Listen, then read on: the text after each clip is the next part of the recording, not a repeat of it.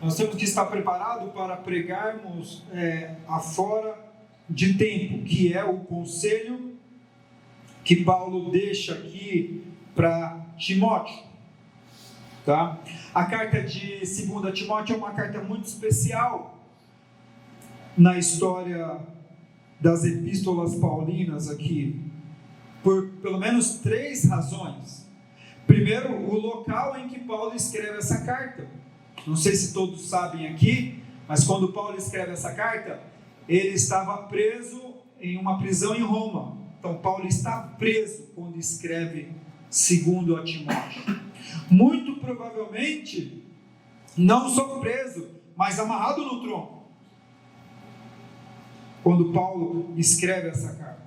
Segunda coisa, segundo diferencial dessa carta de 2 Timóteo, são as circunstâncias. Então, o local ele está preso e as circunstâncias, Paulo sabe que vai morrer. Por isso que é aqui que está em 2 Timóteo esse versículo tão conhecido, quando ele diz: combati o bom combate, guardei a fé. Como que é? Eu me esqueci. Completei a carreira, combati o bom combate, guardei a fé. Combati o bom combate e guardei a fé. Isso. Então, é nesse contexto aqui que Paulo escreve a segunda carta de 2 Timóteo. Ele sabe que ele vai morrer. E é isso que acontece. Dessa prisão aqui, segundo os historiadores, acabou a história de Paulo. Não, como pode isso? Porque depois de Timóteo, a gente ainda tem outras cartas que Paulo escreveu, mas os evangelhos e a Bíblia como uma forma toda não está escrito numa ordem cronológica. Então essa daqui era a carta que tinha que vir no final das epístolas de Paulo, se fosse uma carta colocada numa ordem cronológica. Então Paulo está numa prisão, Paulo sabe que vai morrer, e de fato é isso que vai acontecer. Ele não sai vivo dessa prisão como ele saiu vivo de outras prisões. E o terceiro diferencial dessa carta de 2 Timóteo é o destinatário, porque Paulo, que escreve a Coríntios, que escreve a Efésios, escreve aos Colossenses, está acostumado a escrever cartas para igrejas, mas agora em 2 Timóteo ele escreve para uma pessoa, Timóteo. E essa pessoa, ao que tudo indica aqui para nós, é um jovem. Então, irmãos, nós estamos aqui nesses versículos que eu li aqui, do capítulo 4, bem diante das últimas palavras do apóstolo Paulo, porque o capítulo 4 é o último capítulo da última carta. John Stott, ele faz uma análise de toda a carta de 2 Timóteo, muito interessante. Ele diz assim, no capítulo 1, a ênfase de Paulo é guarda o evangelho. No capítulo 2 é sofre o evangelho.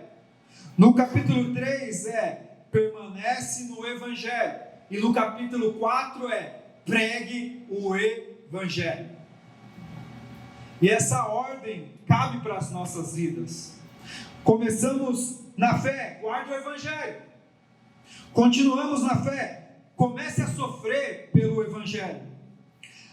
No meio do caminho dá vontade de desistir, capítulo 3, permanece no evangelho. E no capítulo 4, o reino tem que avançar, pregue o evangelho. Esses são os conselhos do apóstolo Paulo para a vida de Timóteo, desse jovem na fé. Conjuro-te, pois, diante de Deus, Deus que há de julgar os vivos e os mortos, na sua vinda e no seu reino, que pregues a palavra, pregues a Bíblia, pregues o Evangelho. Quando o tempo for oportuno e quando o tempo não for oportuno. a tempo e fora de tempo. Irmãos, Paulo, ele é assim com tudo, sabe? Quando devemos orar? Devemos orar sem cessar. Quando devemos pregar? Devemos pregar a todo tempo. Esse é o nosso chamado. Nós não podemos escolher o momento de pregar. Se eu falar de Jesus agora, vou ser inconveniente. Não há tempo para você deixar para depois. Não existe como você postergar a sua missão de pregar o Evangelho. Mas não era o momento certo. O momento certo é agora. É o momento que você percebeu, é o momento que você lembrou. Entendeu? Nós não podemos deixar para depois. Porque vai ter momentos que as pessoas vão perguntar acerca da sua fé, e vai ter momentos que não. Uma vez eu estava na frente da casa da Carol e tinha um outro senhor assim, parado, esperando. E enquanto eu esperava a Carol, minha esposa, eu falei, vou conversar com esse homem, ele deve estar esperando alguma coisa também, quem sabe eu consigo falar para ele de Deus. Eu puxei assunto à toa com ele, e quando ele percebeu que eu ia tocar em assunto de, como ele dizia, em religião, ele falou assim, deixa eu já te falar uma coisa, eu sou filho de pais muçulmanos, nascido em Meca, estou no Brasil há 8 anos, eu sou muçulmano, e você sabe quando um muçulmano conversa de religião com outra pessoa? Eu não sabia, eu falei, quando? Ele falou, só depois de caminhar com ela 3 anos, fazem só 3 minutos que eu te conheço, não quero falar desse assunto. Eu peguei e falei para ele, mas eu não tenho tempo para falar, para caminhar com você 3 anos, e só depois de 3 anos eu falar de Jesus para você. Tem que ser agora. Mas eu não quero saber, não, você não querendo saber ou não, eu vou te falar algumas coisas. E aí aumentou ainda mais a minha vontade de falar por conta dele ser muçulmano. E a gente conversou, o nome dele era Mustafa, lembro até hoje. E ele falou assim para mim, sabe quem é esse Jesus que você está falando aí? Sabe quem ele é para nós, muçulmanos? Eu falei, pode falar. Ele falou, para mim esse Jesus que você está falando, ele vale menos do que esterco, para não falar outro nome, dentro de um cesto de lixo.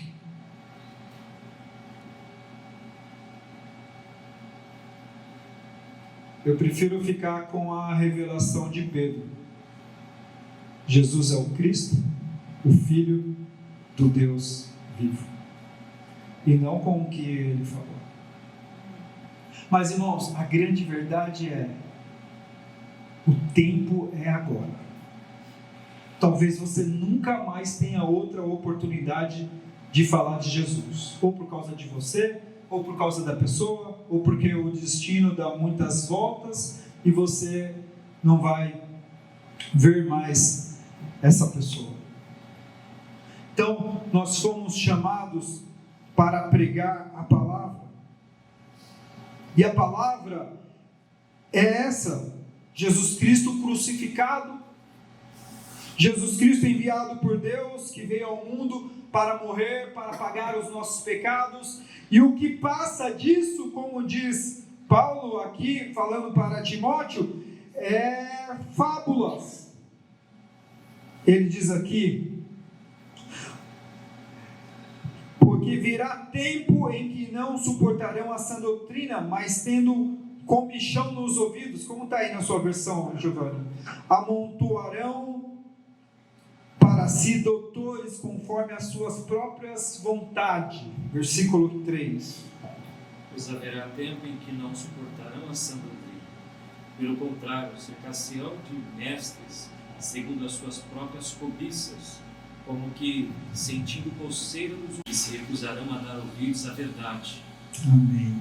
Irmãos, quando eu rodo os meus stories do Instagram, eu vejo muitas pessoas, em nome de Jesus, falando coisas com milhões de seguidores, coisas bonitas, palavras importantes para nós, mas que não é a verdade. As que não faz parte do Evangelho. E aí o versículo 4 diz: e desviarão os ouvidos da verdade, voltando os ouvidos, se fosse uma linguagem 2023, para os coach. Nada contra, irmãos, mas o que tem poder de salvar o homem é o Evangelho, que diz que Jesus Cristo morreu por nós. O que tem poder de libertar o homem é o poder do nome de Jesus. É isso.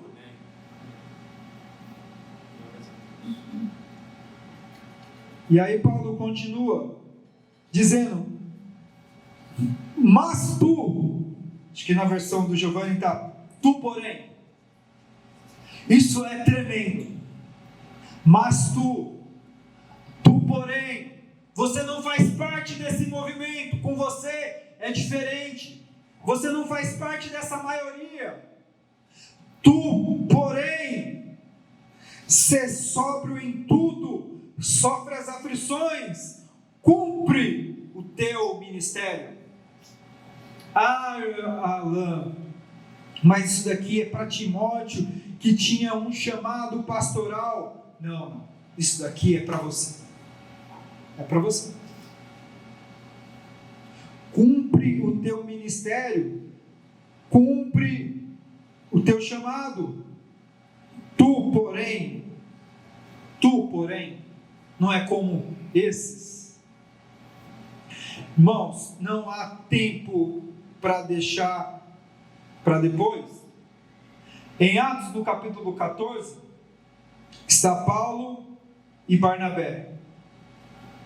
E eles são perseguidos, e eles apanham, Paulo é arrastado pelas ruas, é apedrejado, sofre, e no finalzinho do capítulo 14, ele está de novo pregando.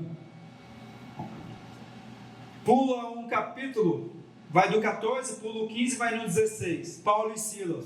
Acho que Silas não sabia o que tinha acontecido com Barnabé, quando Barnabé anda com Paulo, e Silas está com Paulo. E eles expulsam lá um demônio de uma menina, e por conta de toda essa situação, uma menina que movimentava o comércio da cidade, eles vão para a prisão também são açoitados, mas depois eles são livres, e não há tempo para resmungar, e para reclamar, e para chorar pela situação. Eles aparecem no final do capítulo na casa de Lídia, animando os irmãos, pregando o Evangelho. Porque não dá tempo para deixar para depois. O tempo é agora. Ah, mas eu vou ser indelicado com ele. Você vai ser indelicado com ele para falar do amor de Deus. Ah, mas eu estava no meu trabalho, lá ninguém é cristão. Mas o tempo é agora, irmãos. Sabe? Esse é o nosso chamado. Ah, mas tem uma frase tão bonita, acho que é de Santo Agostinho, que diz assim: fales de amor, se necessário use palavras. Irmãos, essa palavra aqui que Paulo diz aqui, pregue, é uma palavra que diz respeito a proclamar, verbalizar. Tá? Isso é muito bonito, mas você foi chamado para falar da sua fé, para falar com a sua boca do amor de Jesus Cristo pelas pessoas. Há tempo e fora de tempo. Em Marcos 11, Jesus Cristo encontra uma figueira, e o Evangelho de Marcos é o único que tenta advogar em favor da figueira. Diz para Jesus: não tem folhas nem figos, porque não é o tempo de dar frutos. Não estava no tempo da figueira. E mesmo assim Jesus Cristo seca a figueira, amaldiçoa a figueira, e a figueira seca. Você acha mesmo que você tem um tempo certo para dar frutos? Ah, mas estou passando por um momento muito difícil, não posso agora. Deus espera de você que você pregue. Ah, mas agora eu estou lutando contra um pecado. Eu pretendo me matricular em um seminário. Pregues agora. Pregues hoje a palavra. Eu converso com muitas pessoas, ao mesmo tempo, às vezes no WhatsApp. E eu estava conversando com o Adilson. Pode vir aqui, Adilson, para a gente cantar mais um cântico. Eu estava conversando com o Adilson e com o Fernando, ao mesmo tempo. Assuntos diferentes. E o Adilson me mandou uma música, não é bem uma música, é um roteiro de uma reflexão. Como é o nome dele, Adilson, você lembra? Marcos Teles, meu amigo Timóteo. Depois você compartilha lá no grupo para nós. Em que o Adilson me mandou essa mensagem do Marcos Teles, meu amigo Timóteo, o nome, em que ele trabalha justamente o capítulo 4 de 2 Timóteo, que diz: pregue a tempo e a fora de tempo. E o Fernando, amigo meu, no mesmo momento no WhatsApp, eles, num outro contexto de uma outra conversa, ele escreveu assim: você não pode ficar mudo. Irmãos, você não pode ficar mudo. Você foi chamado para anunciar o Evangelho. Não sou pregador. Você foi chamado para anunciar o Evangelho. Charles Spurgeon, pregador do século passado, ele dizia que no reino, ou você é um missionário ou você é um impostor, porque todos nós fomos chamados.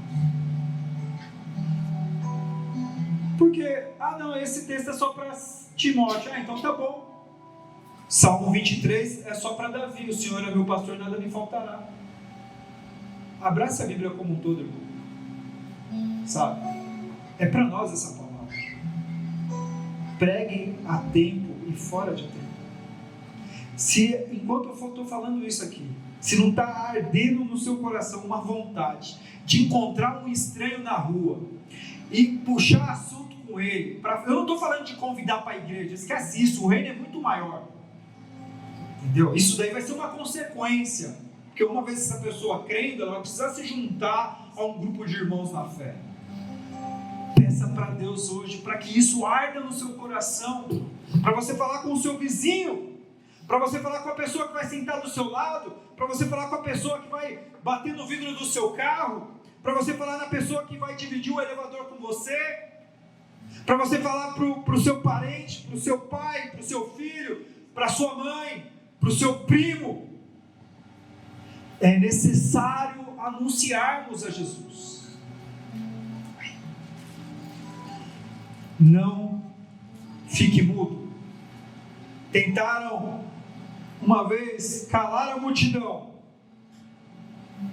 que proclamava: Jesus, filho de Davi, bendito aquele que vem em nome de Davi. E Jesus Cristo falou: opa, se esses se calarem, as pedras clamarão. Irmãos, eu não quero nenhuma pedra clamando no meu lugar. Você quer? Vamos nos colocar em pé?